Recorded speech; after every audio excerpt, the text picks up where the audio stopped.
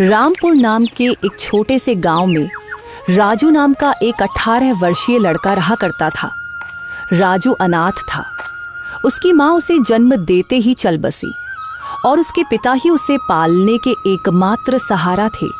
जब राजू 8 साल का था तो उसके पिता किसी काम से जंगल गए और फिर कभी लौट कर नहीं आए। उसके बाद राजू पूरी तरह अकेला हो गया। राजू गांव की एक टूटी फूटी झोपड़ी में रहता था। उसके घर के पास ही गांव का सरपंच और उसकी पत्नी रहते थे। उनकी अपनी कोई संतान नहीं थी, इसलिए राजू के माता पिता के गुजर जाने के बाद उन्होंने ही राजू को पाला। ये लो राजू बेटा, ये खाना खा लो और अगर कम पड़े तो मुझसे आकर ले लेना। अरे मौसी, मैं कब तक आपके ऊपर बोझ बनकर बैठा रहूंगा? अब तो मुझे शर्म आती है। अरे बेटा, ये तुम कैसी बातें कर रहे हो? अगर तुम हमारे अपने बच्चे नहीं हो तो इसका मतलब थोड़े ना है कि तुम हम पर कोई बोझ हो। आगे से ऐसी बात मत करना। चुपचाप ये खाना खाओ। यह कहकर सरपंच की पत्नी सीमा वहां से चली गई। राजू ने आराम से खाना खाया। खाने के बाद जब वह झोपड़ी से बाहर निकला तो सामने ही सरपंच दिखाई दिए। राजू ने उन्हें देखा और सीधे उनके पास जा पहुंचा। राजू बेटा, खाना खा लिया है ना? जी सरपंच साहब, अभी अभी मौसी खाना देकर गई थी और मैं वही खाकर घर से निकला हूँ।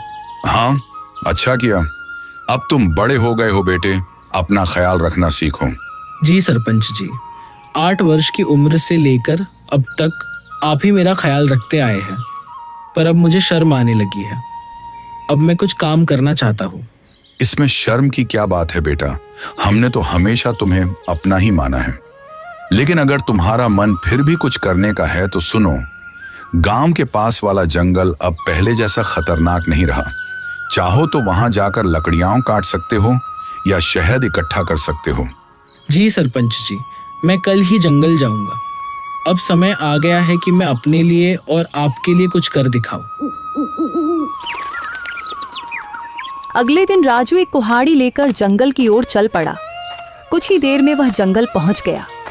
जंगल में कदम रखते ही उसने सोचा, कुछ भी कहो, सरपंच जी ने बचपन से लेकर अब तक मेरी बहुत मदद की है। अब समय आ गया है कि मैं अपने पैरों पर खड़ा होकर दिखाऊं और अब मैं उनकी सेवा करूं ताकि उन्हें अपनी संतान की कमी महसूस ना हो और वे हमेशा खुश रहें। अभी राजू ये सोच ही रहा था कि अचानक उसकी नजर एक कोयल पर पड़ी जो उसे बड़े ध्यान से देख रही थी। अरे, यह कोयल मुझे इतनी गौर से क्यों देख रही है? इसका आकार तो बाकी कोयलों से बड़ा है और देखने में भी यह कुछ डरावनी लग रही है। राजू ने अभी इतना ही कहा था कि तभी कोयल उड़ती हुई उसके पास आ गई और इंसानी आवाज में बोली, मैं तुम्हें भली भांति पहचानती हूँ। तुम्हारा नाम राजू है और तुम मोहन के बेटे हो। कोयल को बोलते हुए देखकर राजू बहुत डर गया और बोला, ये कैसे मुमकिन है? तुम तो कोयल हो, फिर इंसानी आवाज में कैसे बात कर रही हो? शायद ये मेरी आंखों का धोखा है। भला कोई कोयल इंसानों की तरह बोल सकती है? नहीं, यह तुम्हारी आंखों का धोखा नहीं है। मैं सचमुच बोलने वाली कोयल हूँ। असल में मैं भी कभी इंसान थी, लेकिन एक तांत्रिक ने मुझ पर श्राप दे दिया और मैं कोयल की शक्ल में बदल गई। मैं तुम्हारे पिता के रहस्यों के बारे में सब कुछ जानती हूँ। वे कुछ समय पहले जंगल गए थे और फिर कभी वापस नहीं आए। अरे, न जाने कौन हो तुम। मैं ऐसे कैसे तुम्हारी बात पर विश्वास करूं? कभी सोचा है तुमने? तुम पिछले कई वर्षों से बिना पिता के रह रहे हो, लेकिन गांव में कोई भी तुम्हारे पिता के बारे में बात नहीं करता। तुम्हारी कोई मदद नहीं करता सिवाय तुम्हारे गांव के सरपंच के। लेकिन मैं तुम्हारे पिता के बारे में सब कुछ बता सकती हूँ। तुम्हारे पिता अभी जिंदा हैं और मुझे यह भी पता है कि वे कहाँ हैं। अच्छा तो बताओ, मेरे पिता कहाँ हैं? मैं उनसे मिलना चाहता हूँ। मैं तुम्हें जरूर बताऊंगी, मगर उससे पहले तुम्हें मुझे इस श्राप से मुक्त कराना होगा।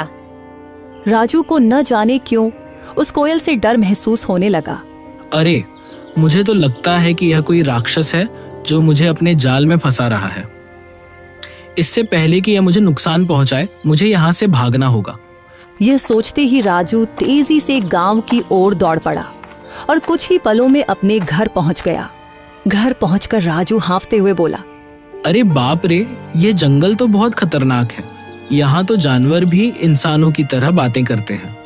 मुझे तो लगता है कि वह जरूर कोई राक्षस था। मैं अब कभी उस जंगल में नहीं जाऊंगा। अभी राजू ये सोच ही रहा था कि उसी समय सरपंच की पत्नी उसके लिए खाना लेकर आ गई और राजू को घबराया हुआ देखकर वह बोली, अरे राजू बेटा, ये घबराए हुए क्यों हो? और तुम्हें पसीना भी आ रहा है। सब खैरियत तो है ना? कुछ नहीं मौसी, बस थोड़ा सा सिर दर्द हो रहा था। अरे बेटा, अगर तबीयत ठीक नहीं है तो काम मत करो। लो, पहले ये खाना खा लो और थोड़ा आराम कर लो। राजू ने मौसी से सर दर्द का बहाना बनाकर सच्चाई छिपा ली। मौसी ने ज्यादा सवाल नहीं किए, बस खाना उसके हाथ में दिया और धीरे से कमरे से बाहर चली गई। राजू ने खाना खाया और सो गया। अगली सुबह जब राजू नींद से जागा तो उसके मन का डर समाप्त हो चुका था। वह अपने आप से बोला, अरे शायद मैं कल उस कोयल को बातें करते देखकर कुछ ज्यादा ही डर गया था, लेकिन अगर सोचूं तो उसकी बातों में सच्चाई नजर आती है। वह कोयल मेरे पिताजी के बारे में जरूर कुछ जानती है और यह भी सच है कि गांव में कोई मेरे पिताजी के बारे में बात नहीं करता। जब भी मैंने सरपंच जी से अपने पिताजी के बारे में पूछा, उन्होंने हमेशा बात टाल दी। बस इतना ही कहा कि मेरी माँ जन्म देते ही चल बसी और मेरे पिताजी कई साल पहले जंगल गए थे, जो फिर कभी वापस नहीं आए। मुझे उस जंगल में जाना चाहिए और उस कोयल को ढूंढकर अपने पिताजी के बारे में पूछना चाहिए। यह कहकर राजू जंगल की ओर चल पड़ा और कुछ ही देर में वह जंगल के उसी स्थान पर जा पहुंचा जहां कल उसे वह कोयल मिली थी। वह कोयल वहां पहले से ही मौजूद थी और राजू को देखकर उड़ती हुई सीधा उसके पास आ गई। मुझे पता था कि तुम जरूर आओगे, क्योंकि तुम भी अपने पिताजी मोहन की तरह ही बहादुर हो। मैं सिर्फ इसी वजह से आया हूँ क्योंकि मुझे अपने पिताजी से मिलना है। तुम कह रही थी कि तुम मेरे पिताजी के बारे में जानती हो, तो बताओ मेरे पिताजी कहाँ हैं? मुझे उनसे मिलना है। कल मैंने कहा था कि इसके लिए पहले तुम्हें मुझे इस श्राप से मुक्त कराना होगा, लेकिन तुम चिंता मत करो, मैं तुम्हारी मदद करना चाहती हूँ। तुम मुझे अपना दोस्त समझो। मैं जानती हूँ कि तुम बचपन से ही गरीबी से जूझ रहे हो और कभी-कभी इस बात पर तुम्हें शर्म भी आती है। यह सुनकर राजू उदास होकर बोला, हाँ, तुम बिल्कुल सही कह रही हो। मैं सचमुच गरीब हूँ। बचपन से ही सरपंच जी और उनकी पत्नी ने मुझे पाला है, लेकिन अब हर वक्त उन पर बोझ बनकर रहना मुझे अच्छा नहीं लगता। मैं चाहता हूँ कि अब मैं खुद कमाऊं, ताकि वे दोनों चैन से बैठकर खाएं और खुश रहें। अगर तुम चाहो तो मैं तुम्हें धन कमाने का रास्ता दिखा सकती हूँ। अच्छा, मगर वह कैसे? तुम मेरी मदद कैसे कर सकती हो? मैं इस जंगल के सारे रहस्यों को जानती हूँ। आओ मेरे साथ चलो। ये कहकर कोयल उड़ चली और राजू उसके पीछे पीछे चल पड़ा। चलते चलते कोयल राजू को